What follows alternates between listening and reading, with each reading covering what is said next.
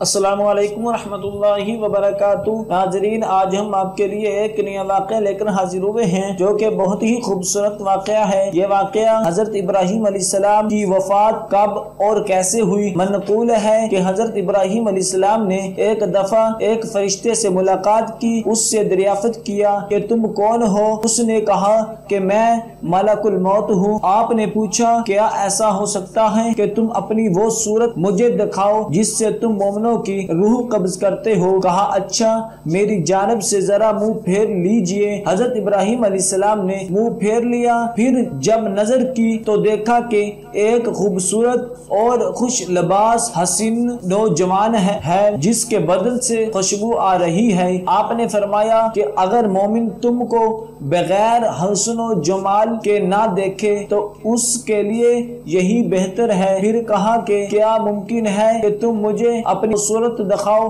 جس سے تم فاجروں کی روح قبض کرتے ہو۔ ملک الموت نے کہا آپ اس کو دیکھنے کی طاقت نہیں رکھتے۔ حضرت ابراہیم علیہ السلام نے کہا میں دیکھ سکتا ہوں۔ کہا بہتر ہے کہ میری جانب سے آپ منہ پھیر لیجئے۔ تھوڑی دیر کے بعد جب حضرت ابراہیم علیہ السلام نے نگاہ کی تو ایک مرد سیاہ شکل سیاہ لباس میں دیکھا جس کے بال جسم پر کھڑے ہیں اور بدبو آ رہی ہے اور اس کے منہ اور ناک سے آگ اور دھواں نکل رہا ہے۔ بس حضرت ابراہیم علیہ السلام بے ہوش ہو گئے۔ جب ہوش آیا تو ملک الموت صورت اول میں نظر آئے۔ فرمایا اے ملک الموت، اگر فاجر تم کو اسی صورت میں دیکھیں تو اس کے عذاب کے لیے یہی کافی ہے۔ حضرت امام جعفر صادق علیہ السلام نے منقول ہے کہ رسول اللہ صلی اللہ علیہ وسلم نے فرمایا کہ حضرت ابراہیم علیہ السلام کی عمر 175 سال کی تھی۔ معتبر حدیث میں منقول ہے کہ حضرت سارہ نے حضرت ابراہیم علیہ السلام سے کہا کہ اے ابراہیم، آپ ضعیف ہو گئے ہیں، خدا سے دعا کیجئے کہ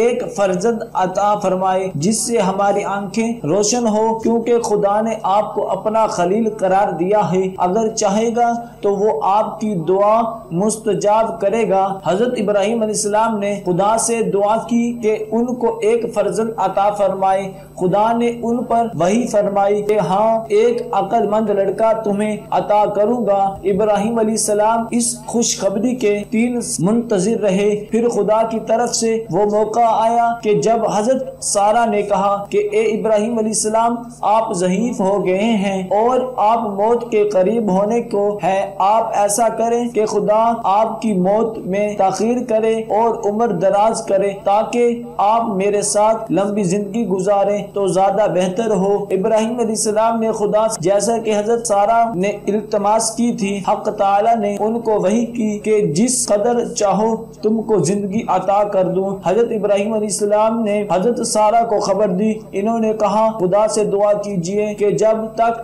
آپ خود موت کے طالب نہ ہو آپ کو موت نہ آئے۔ ابراہیم علیہ السلام نے دعا کی اور حق تعالی نے مستجاب فرمائی۔ جب حضرت ابراہیم علیہ السلام نے دعا کی مقبولیت کی خبر حضرت سارہ سے بیان کی تو حضرت سارہ نے کہا خدا کا شکر کیجئے اور کھانا پکوائیں اور فقیروں اور اہل حاجت کو تقسیم کیجئے۔ ابراہیم علیہ السلام نے دعوت عام کی۔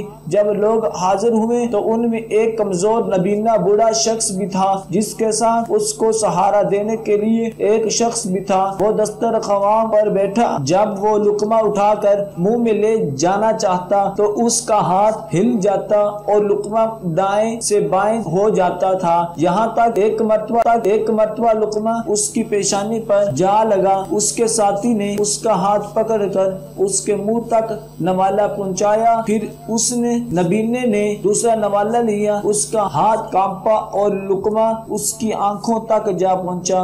ابراہیم علیہ السلام کی نگاہ اسی کی جانب تھی۔ آپ کو یہ حال دیکھ کر حیرت ہوئی اور اس کے ساتھی سے اس کے اس حال کا سبب دریافت کیا۔ اس نے کہا آپ اس مرد کا جو حال ملاحظہ کر رہے ہیں یہ کمزوری بڑھاپے کے سبب سے ہے۔ ابراہیم علیہ السلام نے اپنے دل میں سوچا کہ میں بھی اگر بہت بوڑھا ہو جاؤں گا تو اسی مرد کی طرح ہو جاؤں گا۔ پھر آپ نے دوبارہ خدا سے دعا کی کہ خدا بند میری موت کا وہی وقت بہتر ہے جو میرے لیے پہلے تو مقرر کر چکا تھا، کیونکہ اس حال کو مشاہدہ کرنے کے بعد مجھے زیادہ عمر کی ضرورت نہیں ہے۔ حدیث معتبر میں حدیث امیر المؤمنین علی رضی اللہ اللہ تعالی عنہ سے منقول ہے کہ جب خدا نے چاہا کہ ابراہیم علیہ السلام کی روح قبض کرے تو ملک الموت کو ان کے پاس بھیجا، کہا السلام علیکم یا ابراہیم، آپ نے سلام کا جواب دیا، فرمایا کیا تم اس لیے آئے ہو کہ اپنے اختیار سے مجھے آخرت کو لے چلو یا موت کی خبر لائے ہو؟ ملک الموت نے کہا کہ جی میں اسی لیے آیا ہوں اور آپ کو آپ کی خواہش سے خدا کی ملاقات اور عالم قدس کی جانب دعوت دیتا ہوں، لہذا قبول کیجئے۔ ابراہیم علیہ السلام نے فرمایا کبھی تم نے دیکھا ہے کہ دوست اپنے دوست کو مار ڈالے؟ ملک الموت واپس گئے اور کہا کہ خدا بندہ کریم تو نے جو کچھ خلیل علیہ السلام نے تعالیٰ نے ان کو وہی ابراہیم علیہ کے پاس جب کہو کہ تم نے دیکھا کہ کوئی اپنے دوست کی بات کو پسند کرے وہ اپنے دوست زکات کا عبد ہو، حضرت ابراہیم اسلام راضی، اور جب اسلام سکھ حج جانب ہو کر کی جا گئے تو آپ کی دوست زکات کا عبد ہو، حضرت ابراہیم اسلام راضی، اور جب اسلام سکھ حج جانب ہو کر کی جا گئے تو آپ کی عالم قائم دعا کے انعام کرنے کی فرمان عظیم دعا کے انعام کرنے کی فرمان عظیم کرنے کی فرمان عظیم